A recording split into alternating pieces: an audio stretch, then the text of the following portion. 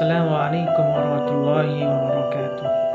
Alhamdulillah, la hawla wa la quwata illa billah. Asyhadu an la ilaha illallah wahdahu la syarikalah, wa asyhadu anna sayyidana wa nabiyyana Muhammad ibni Abdillah wa ala alihi wa sahbihi wa mawala amma ba'du. Alhamdulillah, puji syukur marilah kita panjatkan kehadirat Allah Subhanahu wa Ta'ala yang telah memberikan kita berbagai macam nikmat. Di antaranya ialah nikmat sehat dan sempat, sehingga dengan nikmat sehat dan sempat itu kita bisa melaksanakan berbagai macam aktivitas kita yang menyangkut dengan kewajiban kita kepada Allah Subhanahu wa Ta'ala dan kepada manusia. Selawat serta salam tak lupa kita haturkan bagi junjungan kita Nabi besar Muhammad sallallahu alaihi wasallam yang telah memperjuangkan kita, yang telah mengeluarkan kita dari alam yang penuh dengan kegelapan menuju alam yang penuh dengan terang benderang. Ma'asyiral muslimin wal muslimat dimanapun berada,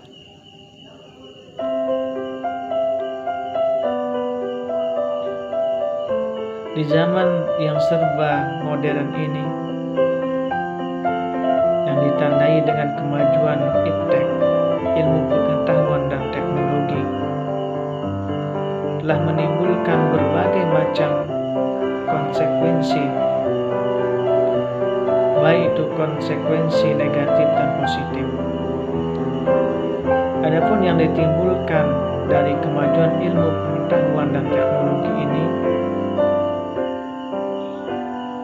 ialah kegersangan moral, kegersangan spiritual masyarakat modern pada saat ini.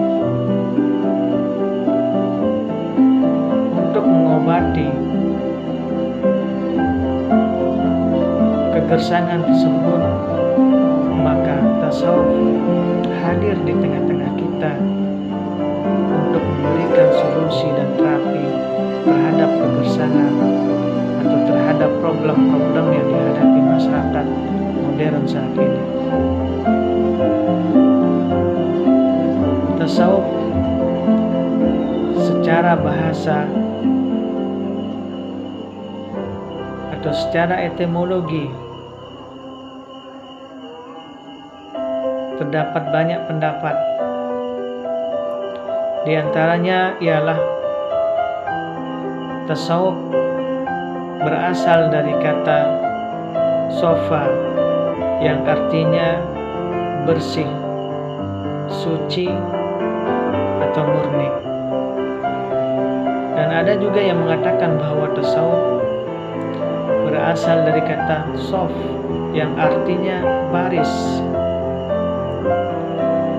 Karena orang-orang yang bertasawuf berada pada baris pertama dalam mencari keridhaan Allah Subhanahu wa Ta'ala.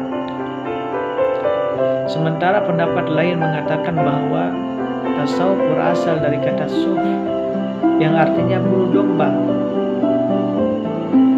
Sebab orang-orang yang memasuki tasawuf pada waktu itu memakai baju yang terbuat dari bulu domba. Ada pula yang mengatakan bahwa tasawuf berasal dari kata sufah al-masjid, artinya serambi masjid. Istilah ini dihubungkan dengan suatu tempat yang berada di Masjid Nabawi yang didiami oleh sekelompok sahabat Nabi yang sangat fakir dan tidak mempunyai tempat tinggal. Mereka adalah orang-orang yang menyediakan waktunya untuk berjihad, berdakwah serta meninggalkan usaha-usaha dunia. Ma'asyiral muslimin rahimakumullah.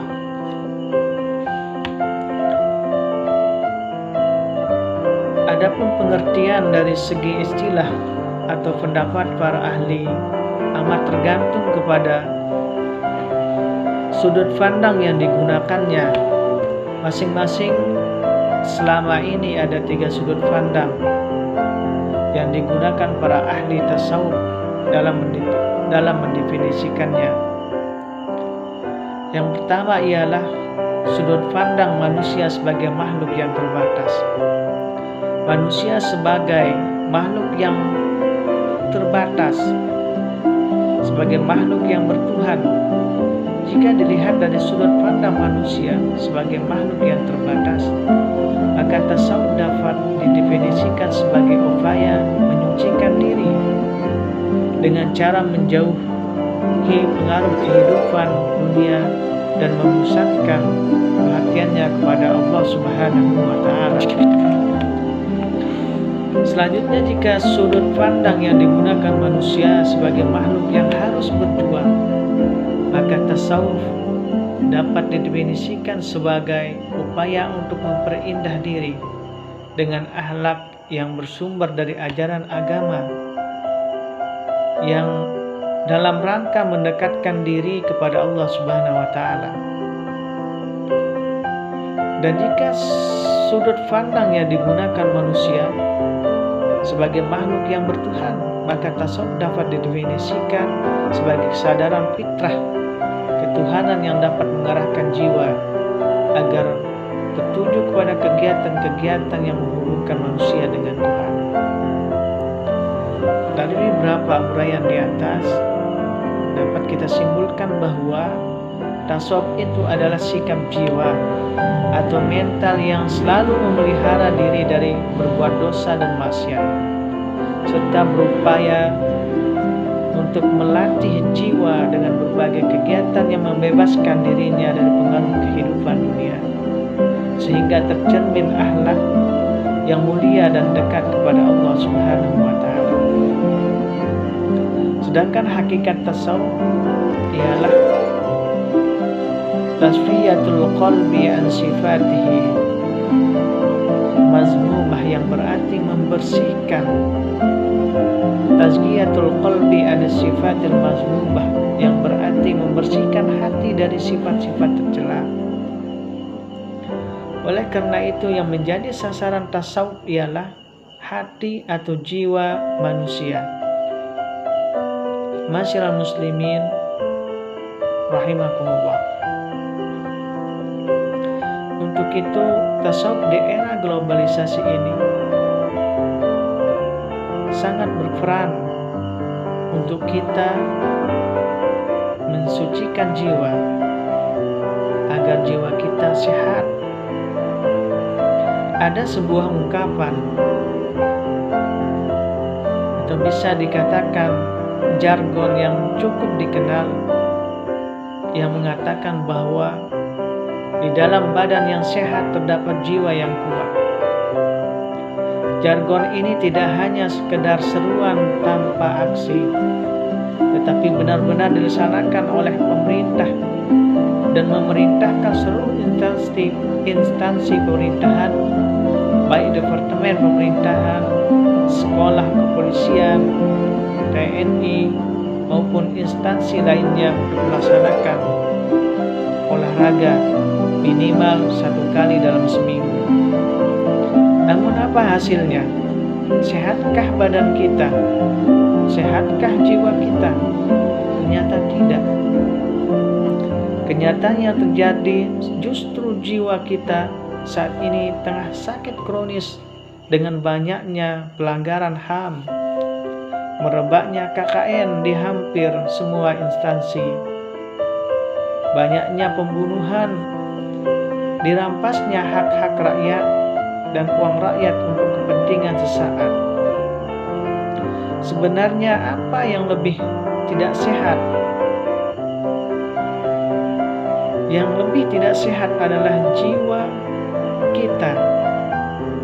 Adapun badan yang tidak sehat hanyalah implikasi dari jiwa yang tidak sehat.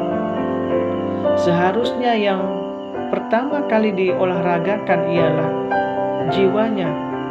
Sebab jika jiwa kita sehat, maka kesadaran untuk menjaga kesehatan badan kita akan tumbuh sejalan dengan kesehatan jiwa kita. Manusia yang sehat jiwanya tidak akan menyentuh hal-hal yang haram bahkan subhat. Mereka akan mempunyai kesadaran untuk melakukan yang terbaik bagi badannya serta selalu berlaku baik dalam kehidupan sehari-hari. Maka jargon ini sebenarnya harus dibalik. Di balik jiwa yang sehat terdapat badan yang sehat. Ada pepatah Arab yang mengatakan atau yang mengilustrasikan bahwa jiwa ini seperti raja dan anggota-anggota tubuh lainnya merupakan rakyat. Apabila rajanya baik, maka baiklah seluruh rakyatnya. Hal ini juga senada dengan hadis Rasulullah SAW. Sesungguhnya di dalam diri kita terdapat segumpal darah, dan apabila darah tersebut atau segumpal darah tersebut itu sehat, maka sehatlah seluruh badannya. Sekian, terima kasih. Assalamualaikum.